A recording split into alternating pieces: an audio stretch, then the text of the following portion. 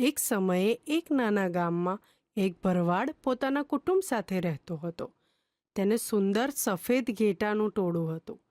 દર સવારે તે તેમને ખેતરોમાં ઘાસ ચરાવવા લઈ જતો.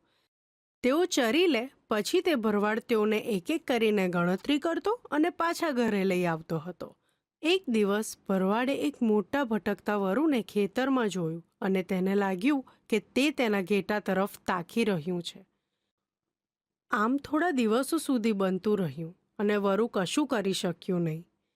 શરૂઆતે ભરવાડને ચિંતા રહેતી હતી, પણ વરુએ ઘેટા પર હજુ કોઈ હુમલો ન કર્યો હોવાથી તેને રાહત લાગી હતી. વખત જતાં ભરવાડને હવે વરુનું જોખમ ન લાગતા તેણે ઘેટાની ચોકી ઓછી કરી નાખી. એક દિવસે ઘેટા ચરતા હતા ત્યારે કોઈ આકસ્મિક કામ માટે ભરવાડને તાત્કાલિક ઘરે બોલાવવામાં આવ્યો. તે ઘેટાને વરુની ચોકી નીચે છોડીને ઉતાવળે ઘરે પાછો ગયો. જ્યારે તે પાછો આવ્યો તેણે આજુબાજુ જોયું તો તેને દરેક જગ્યાએ અડધા ખાધેલા ઘેટાના મૃતદેહ જોવા મળ્યા.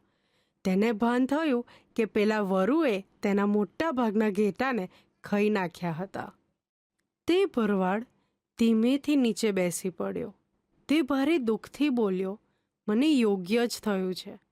અને તેણે પોતાના ઘેટાના ટોળા માટે વરુ પર ભરોસો રાખવા માટે પોતાની જાતને દોષિત ઠરાવ્યો.